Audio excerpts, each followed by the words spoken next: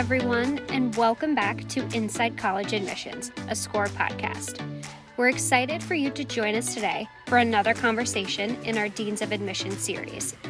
You'll hear from our guests about the fall semester during a pandemic, the admissions process, how schools are adapting, suggestions and advice for families, and much more. Our strategic advisor, Peter Van Buskirk, will guide us through the conversation today with our special guest. Now over to Peter for today's interview. Welcome to Inside College Admission, conversations with admission leaders about matters affecting the college-going process. My name is Peter Van Buskirk. Earlier this year, I was able to chat with 20 deans of admission about the challenges posed to their institutions by the emerging coronavirus. Today, I'm pleased to be joined by Rick Clark, who is the Director of Undergraduate Admission at Georgia Tech. Rick's been able to break away from a credential review for a few minutes to update us on the college admission process as it exists today in the era of the COVID-19. So welcome, Rick. Thanks, Peter. Appreciate it. And good to see you. Looking forward to the conversation. Absolutely. So what is life like for you now? When we talked back in March or April, there was anticipation of things to come. Now you're in the midst of it all. What's life like for you guys? Well, first of all, it's a little disturbing to hear you say that was only March or April. It feels like about a decade ago. But anyway, we're knee deep in it, as you said. We just released early action 1 decisions, which is just for students from our state. Mm-hmm. This is the first year we've done it that way. And we'll be now kind of turning our attention fully to EA2, which is for non-residents and international students. And so, honestly, we worked hard last week to get those decisions finalized for Georgia students. And now we're just right back into day-to-day, file review. And there are plenty. We were up about 25% year over year. So no shortage of applications to. Are you surprised by that? Given everything that's transpired over the last 10 months? I am a little. I mean, I'm never going to bet against Georgia Tech. That's one thing I've learned over the last little bit of time. But honestly, I did think we would go down or be flat in international applications. So I was surprised to see us up. Now, the one thing I would say is because we moved our application for international students back 2 weeks, even though it's just 2 weeks, from October 15th to November 1, we put ourselves on a more traditional calendar in doing that. And I'm wondering if we might have front loaded some of those international applications a little bit. Mm-hmm. I'm not surprised that we're up Georgia, 22%, but the international group did kind of surprise me a little bit, I would say. Now, for the benefit of those who are listening here, early decision, early action are two different animals. And I was listening carefully to you say that you were dealing with early action. How would you help folks who are listening differentiate between the two? And how does early action factor into your enrollment process? Sure. And actually, that's an important distinction this year, I'd say in particular, because early action basically means, hey, you apply a little bit earlier and you hear a little bit earlier. But you're not bound to attend those schools that may admit you. And in many cases, you have the ability to apply to multiple schools that have EA programs versus a early decision or an ED program where, that's binding and that's oftentimes singular. And you're saying that either you're not applying to those other institutions, or if you are in fact admitted, you're going to rescind those applications. So actually, even as you say that, I feel like, especially in COVID world, I mean, it'd be very interesting to see what's happening in some of those ED programs and whether or not some of these EAs are picking up apps because of financial implications and some of the things that we know have occurred and transpired, or that people might be anticipating coming, even in the spring. Mm-hmm. It's interesting. I think for a long time, the notion about early decision is that at most institutions, an early decision application improves the chance of admission fairly measurably. Is that the case with early action as well? Is there a statistical advantage to the student who applies early action? For our Georgia students, as a public institution, mm-hmm. straight looking at the numbers, the admit rate is higher, from early action to regular. However, what I would say to that is, it's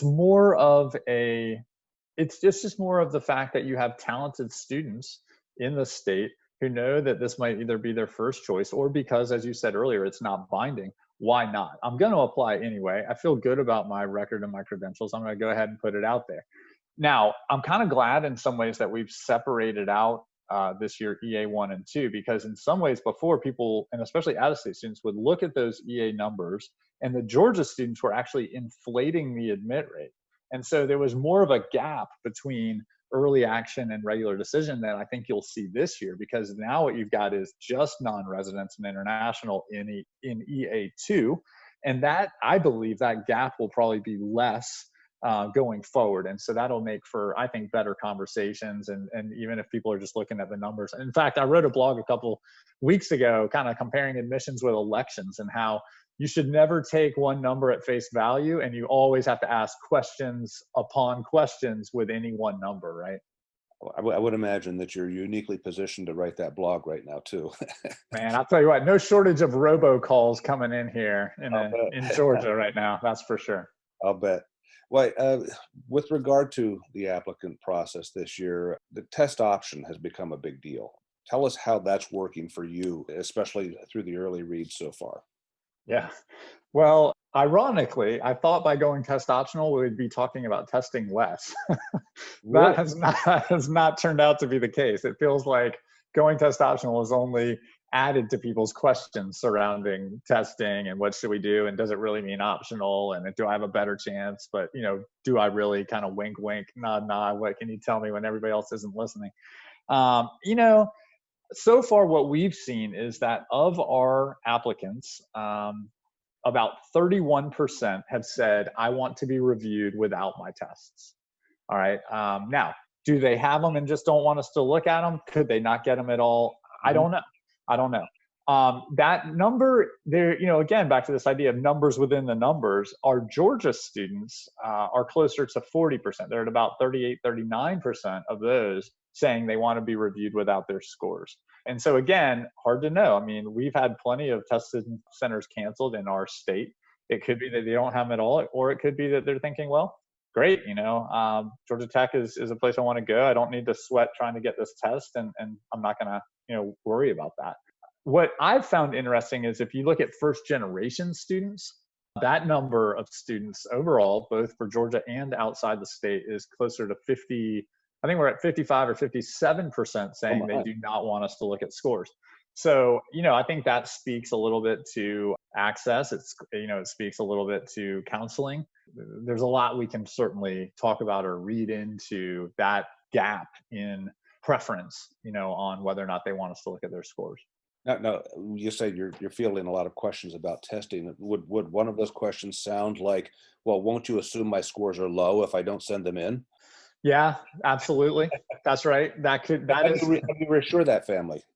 Man, I wish that there was some kind of sign we could give them, like a Boy Scout sign or a Jedi mind trick sign or something to just say, we really mean that, if you say that you don't want to send in these scores, it's fine with us. And we feel very confident, making decisions without it. And honestly, I feel like Georgia Tech is a place where, that should hold a little more credence, because the SAT, I mean, it barely touches pre-calculus. And most of our applicants, 97% plus of our students, are coming in with calculus or higher. So, it's not like we're getting a bunch of, great confidence in their math skills from the test scores, So I think in that regard, hopefully we can have a bit of a better conversation if people will actually listen to what we're saying. Now, I would imagine that it's going to take a couple of years for Georgia Tech to fully evaluate the efficacy of all of this. I mean, on the one hand, you can measure the enthusiasm through the numbers of students who apply, but when you take a step back, testing is supposed to help you predict the success of a student in the first year of college. Now you have to wait a while to see how that works out. Now, how's that working for you and your colleagues in the review room? I mean, you've got the application without the test result. When we did it for the first few years, it was liberating. Do you find that to be the case, or do you find yourself looking for a number that'll help you? Yeah. I mean, I guess if I'm honest, I'd say a little bit of both. Mm-hmm. I think that we've certainly run the numbers over the last 5 to 10 years, and we've seen a diminishing correlation between testing and GPA, retention rate, graduation rate. So we know that we don't really need those scores, but a lot of us have been here a while, or we've been, plenty of people on our staff have been at other schools where tests just have always been there. And so I think that natural leaning towards where is it, or maybe a bit of a crutch or another reassuring point, is something that can at times be missed. But then again, earlier today, I was emailing back to a father of a son, Georgia Tech legacy, who we denied. Kid has a 36 ACT and sent that in, and that wasn't the reason that we would have taken the kid. It wasn't the reason we would have denied the kid. If later on they came back and said they had a 24, but didn't send it, we made the decision based on all those other factors, right? Not based on the testing. So it is so interesting how you could be talking to one family 1 hour in one situation, and the very next hour, somebody's making the converse argument, and you're still basically saying the same thing. So what I hear you saying is that the research you've done, the experience you've had, really makes you and your colleagues comfortable in looking at candidates without test results, focusing on work done in the classroom, rigor achieved, and performance achieved in that rigor, and that all squares pretty well for you then. Definitely. I mean, and that's always where we've really spent most of our time, and that's what's been the linchpin anyway. And then obviously you couple that with most of them are good in the classroom. They've taken good classes. They've done well. And so, you pretty quickly then get into, well, what else? What's their character, and what's their involvement look like? What's their impact on others? And how's that going to probably transfer over to, coming onto campus? So you anticipated me well, because I was going to ask what the tiebreaker tends to be when you're looking at all these high profile students. So much more emphasis then on the subjective side. Mm-hmm. No question. I mean, I actually, you can't see it right now, but I'm looking down diagonally from where I'm standing. There's a stool, and this has been a good metaphor for me. And I feel like, that thing has 5 legs on the stool. And in the past, testing, yes, has been one of those legs. And that effectively has been cut out this year in large part. But I mean, the stool can still stand, and the reliance on it can still carry the weight. And so that's really been sort of what we've been talking our staff through. And now, of course, we're talking families through, especially as we're just coming out of this round of decisions. Now, testing has another role in a lot of admission operations at the front end in terms of identifying prospects. It seems that with 60% more test optional schools this year over last year, some would suggest that what's going on right now could be the death knell of testing, at least as we've known it in college admission. How do you weigh in on that? Do you see it as continuing to be a prominent part of the college going landscape? But that's part one of the question. But part two, as I mentioned, it's the front end is one way of identifying prospects. It's part of the lead generation too. Yeah. How much do you rely on that? And if not, what are your thoughts seem to be going now in terms of replacing it? That's a great question. And obviously you have years of experience and are definitely an insider in this world. But that's a part of the conversation most people don't get or understand. So I guess let's start with the first part. And I'll just say, yes, I think it's an inflection point. Yes, I think that there will be a number of schools who were not, are now, and will stay test optional. Mm-hmm. More than just in a 1-year pilot, more than just in a 3-year pilot. I think we've really turned a page here on the kind of critical mass of schools that will continue to sustain test optional policies.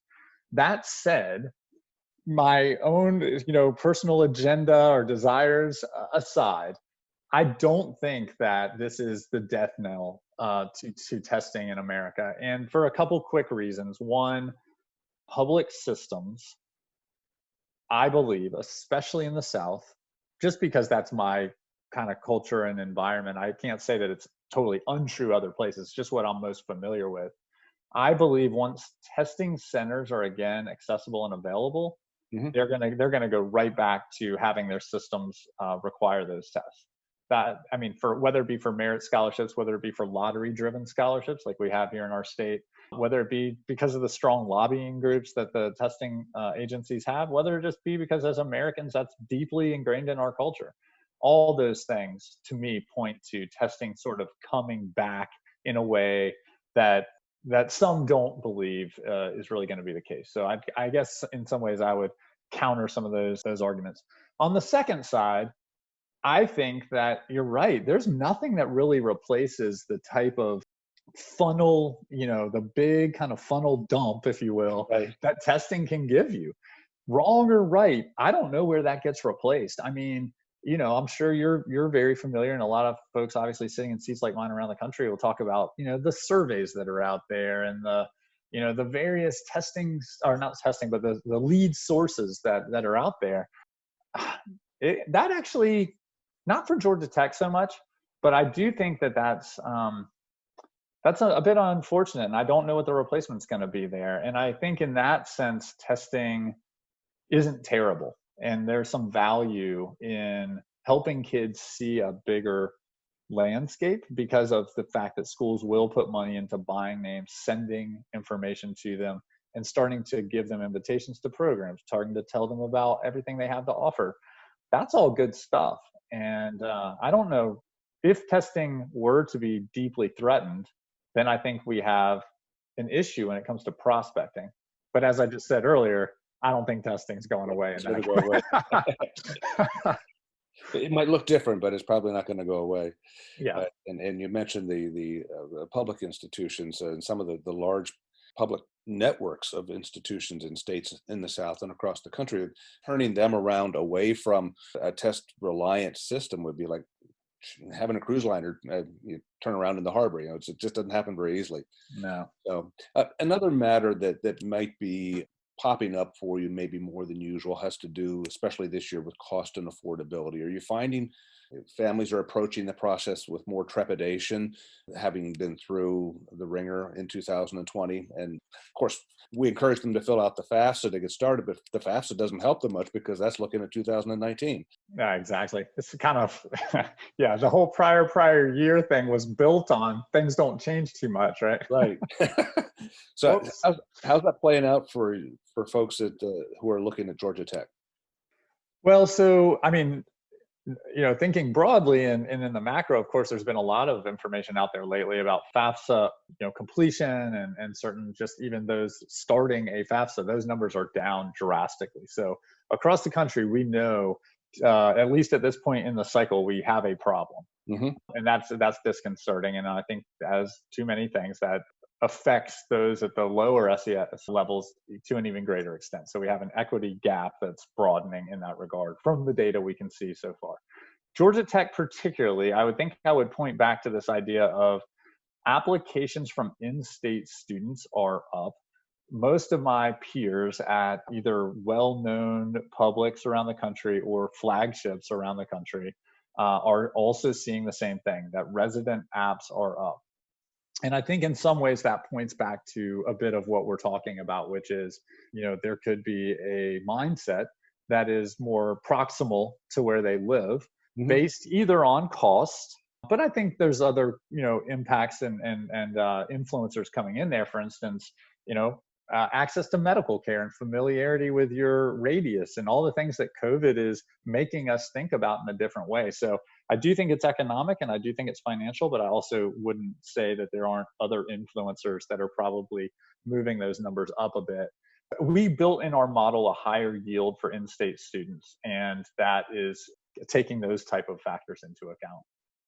Are you having to do anything preemptively, though, with families with regard to the FAFSA question again, to say, listen, we'll look at your 2020, but don't send that information to FAFSA, send it to us? To this point, we have not been doing that, but I do know that that's something that some schools have been already doing, yes. Mm-hmm. And in a somewhat related manner, what has been your experience both with the students enrolled or the cohort enrolling in September, but also that's in the pipeline now for 2021, with the question about the gap year or taking a deferred year? Are you encountering much of that conversation? I'm glad you asked about that. And I feel like this is something that the media definitely got wrong and probably heightened anxiety around the country, because, I mean, you look at the Dukes of the world and the Harvards of the world, and they were hearing numbers like 15, 20% in places where they very much are locked in on residential. So the idea of moving X over to the next year is literally then, whatever that in is minus X for next year's class. And that, of course, brought consternation. But that is so not the story that most people are telling. What I would say and what we've seen is, if you're a public and you have capacity to grow, you're under pressure from your system to grow. So if you moved gap year kids, and we allowed about 150, first thing you're doing is you're looking at your historical model. And for us anyway, less than 50% of gap year kids actually show up the following year. But even if that changes, and even if it is half, let's just say 75, the way we built our model is X plus 75. So if our first year goal is 3,300 kids and we end up with 3,375, great. That's just, we can house them, we can feed them, we can teach them. Mm-hmm. For private schools, not those kind of super selective schools, I guess, I think the same is true. They had retention issues. They took financial hits. If they moved a group of gap year kids over, if there's any way that they can, build that into their model, even if it means slightly increasing because of what they could have lost already, both financially as well as actual enrollment, then they're going to make room for that because they're in a world of hurt from a financial standpoint. So I've been trying to really reassure the senior class that that is not something they need to be overly concerned with on the gap year kids from 2020 taking their spots. I think we're very open about assessing the financial hit. And I think that that's sort of an unspoken element of this year across higher education. And I'm not suggesting that you give us numbers, but the sense is that, at least that I felt, that higher ed has taken a big financial hit. Why is that? Why has that happened?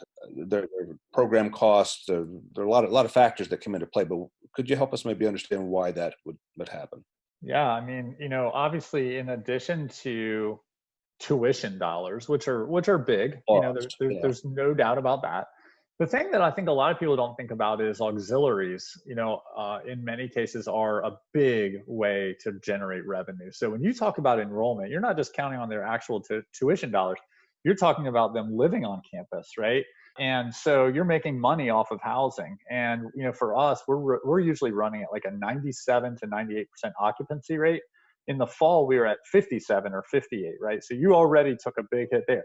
That also means those kids aren't buying food on campus and meal plans. So now you're losing money on dining.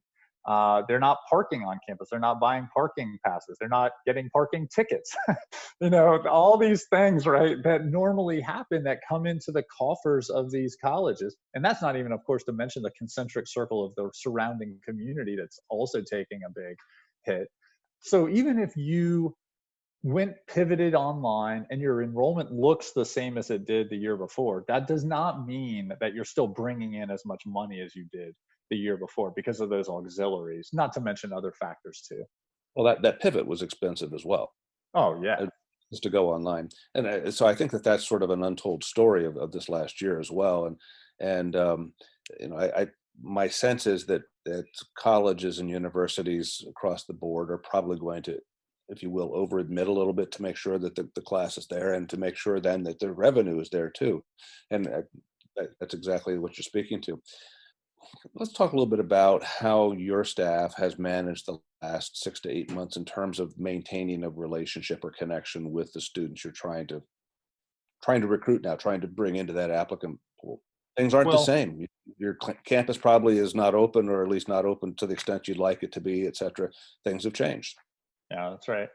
It's a mixed bag. I mean, part of me says, and actually in our building on the hallway, since we're not all there, we're there in teams, so everybody goes in a day a week. And so I've got these whiteboards up, in our hallway, and one of them says like silver linings. One says, never go back. So things, so what are some of the positives that are coming out? Silver linings. What are the things we never want to go back to that we used to do a certain way? One, it says, one is keep forever. So like something we've learned through this that we want to always keep doing, and one of the things I would say is, we colleges in general should have always been putting out better information online than we have been, when technology would allow for it. We should have been recording our information sessions. We should have been making those available. We should have been following up with people that visited one week, the next week, to have some type of touch point debrief kind of situation. And we're doing all of that now. And that's really positive. Mhm. So, I think, like, honestly, even the fact that some of our staff are home with their kids and their dogs coming through the back of the background, and it's very personal, is a good thing, because kids need to be reminded, right, that these are people on the other sides of these decisions, and it is a human process at the end of the day, and it's an exchange at the end of the day. And I think we've been able to humanize that in some ways, which is really good, and something I hope continues. Now, of course, the downside to that, and something I'm getting worried a little bit more about as we head back into the spring, is, last year, when the world sort of stopped and everything transpired.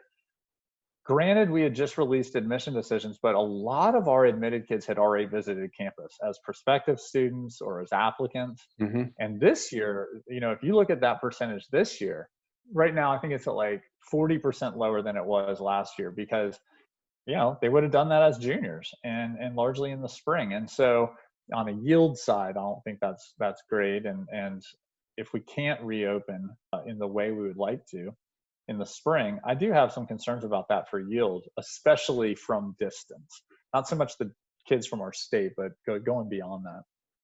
Mhm.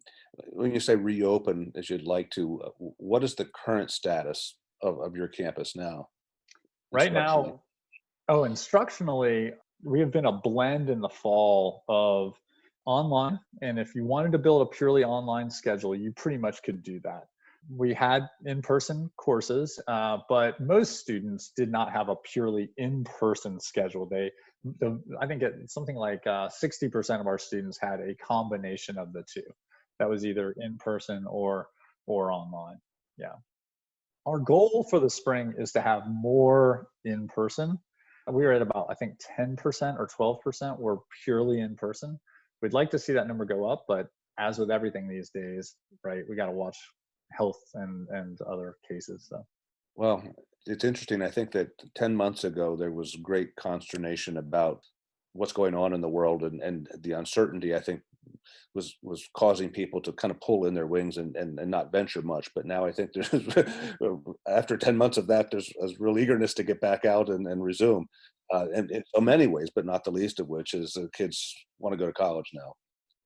As we kind of wrap things up here, reflecting on the coronavirus as it's affected families in the earlier stages of the process, what kinds of advice or what are a couple of questions maybe you think that families should be asking now about of Georgia Tech and other institutions as they make decisions about, should I apply, or I've been admitted, what should I know before I make any decisions, kind of thing? And specifically, you mean as it relates to I think coronavirus? so, And yes. yeah. Yeah, yeah. Mhm. My thing is, of course, I always tell students, there no questions off the table. That is something I think students need to hear. Sometimes they are feeling like, oh, can I really ask that? Or I want to know this, but I'm not so sure if I feel comfortable doing it. And I wish more students would hear that, their job is to ask questions. Their job is to be as educated as they can. It's a big decision, and no question is off the table. So along that line of uncomfortable but important questions, one of them is to ask, whether it be faculty members, students, admission folks, anybody they can, recent alums, whoever they can, what do they know about the short-term future of the institution, and how that might impact, we've seen it already, right, of some of these schools closing down certain programs. Where is their emphasis now, knowing that they are coming out of a pretty acute, difficult situation? What changes are occurring? And I think there's a way to phrase that so it's not threatening, it's not accusatory, but it's a very important question to ask. Hmm. How has this refocused you? What are you looking to move towards or away from going forward? I mean, that's a great question, because if you're sitting there with 3 offers of admission, and you're going to be heading into a 4 to 5 year time on campus, the short term matters to you, and you should feel comfortable asking that question.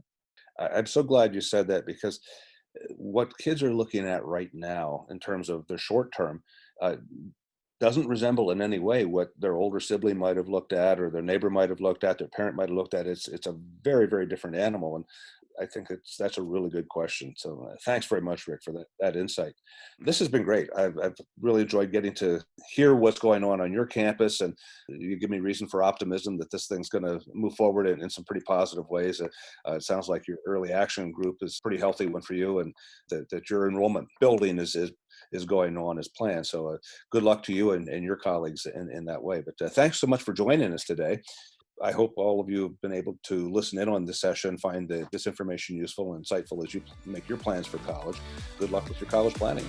Take care, everybody.